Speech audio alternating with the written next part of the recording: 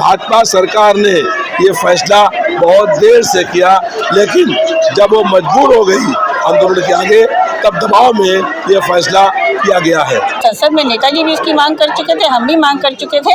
चुनावी हार, सत्ता और शासन की, जिसको पीडीए के दबाव में जाति जनगणना की घोषणा करनी पड़ी।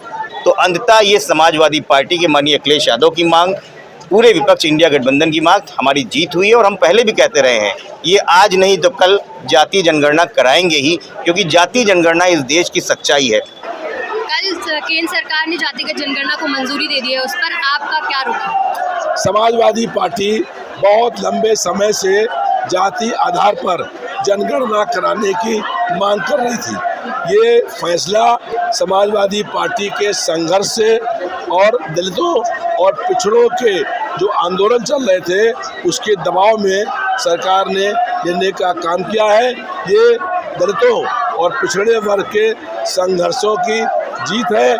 भाजपा सरकार ने ये फैसला बहुत देर से किया, लेकिन जब वो मजबूर हो गई आंदोलन के आगे, तब दबाव में ये फैसला किया गया है। 2024 के चुनाव में समाजवादी पार्टी पीडीए को लेकर उतरी थी, लेकिन अब जातिगत जनगणना होगी, तो ऐसा नहीं लगता कि जो क्षेत्रीय पार्टियां हैं कई राज्यों की और विपक्ष जो देश का है, उसके पास अब कोई मुद्दा नहीं रह जाए, क्योंकि सरकार ने जातिगत जनगणना को मंजूरी दे दी? बहुत सारे मुद्दे हैं, महंगाई, बेरोजगारी, भ्रष्टाचार, बढ़ते हुए अपराध, स्वास्थ्य सेवाएं, और लोगों को रोजगार नहीं मिल रहा है, लोग आत्महत्या कर रहे हैं। जनता के इन मुद्दों को लेकर के हमारा संघर्ष जारी रहेगा। जिस मुद्दे को लेकर पीडीए की बात आप समाजवादी पार्टी हमेशा करती है, लेकिन अब जातिगत जनगणना हो जाएगी, तो ऐसा नहीं लग रहा कि चुनावी हथियार जो है केंद्र सरकार ने छीन लिया है? हमारे लिए कभी चुनावी हथियार नहीं था। हम संसद में नेताजी भी इसकी मांग कर चुके थे, हम भी मांग कर चुके थे। चुनावी हार, सत्ता और शासन की, जिसको पीडीए के दबाव में जाति जनगणना की घोषणा करनी पड़ी। तो कल सरकार ने जातिगत जनगणना की बात कही है कि उसको मंजूरी दे दी है, उस पर आपका क्या राय है? जब देश ये सोच रहा था कि पाकिस्तान के खिलाफ, आतंकवादियों के खिलाफ बड़ा हमला किया जाएगा, तो भारतीय जनता पार्टी की जो सिक्योरिटी काउंसिल की मीटिंग हो रही थी, उसकी फ़ोटो रिलीज़ की जा रही थी, वीडियो रिलीज़ कर रहा था, पूरा विश्व इस बात को तैयार था, तब भारतीय जनता पार्टी के लोग चुनावी रणनीति पे आ रहे थे और जाति जनगणना कर रहे थे। आप सोच सकते हैं कि इस देश की सर्वोच्च दलीय बैठक सिक्योरिटी काउंसिल में क्या बात होती है।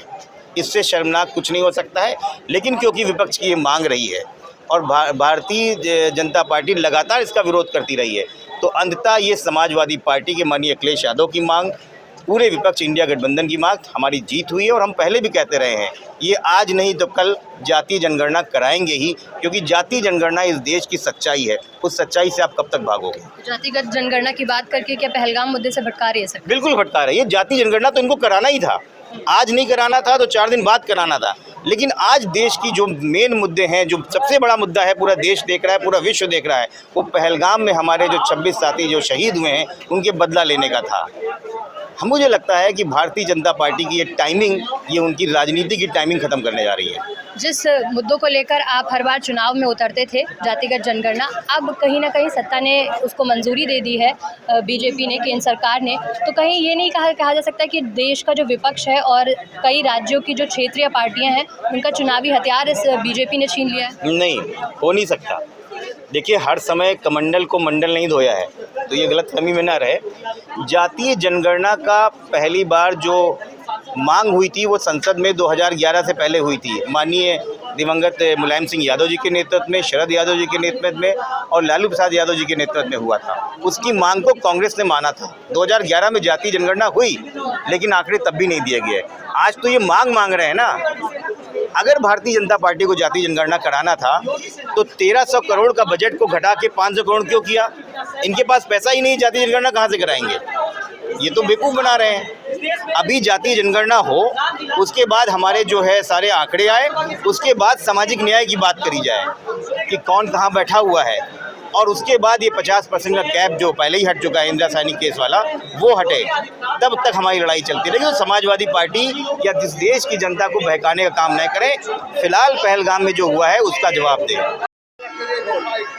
बीते रविवार को सपा के सांसद रामजी लाल सुमन पर हमला हुआ, जिसके विरोध में आज यहां पर शक्ति प्रदर्शन किया गया। राजधानी लखनऊ के कलेक्ट्रेट में ये प्रदर्शन हुआ। समाजवादी पार्टी के कार्यकर्ताओं ने यहां पर शक्ति प्रदर्शन करते हुए नारेबाजी की और मांग की कि उनके हमलावरों को जल्द से जल्द जेल में भेजा जाए।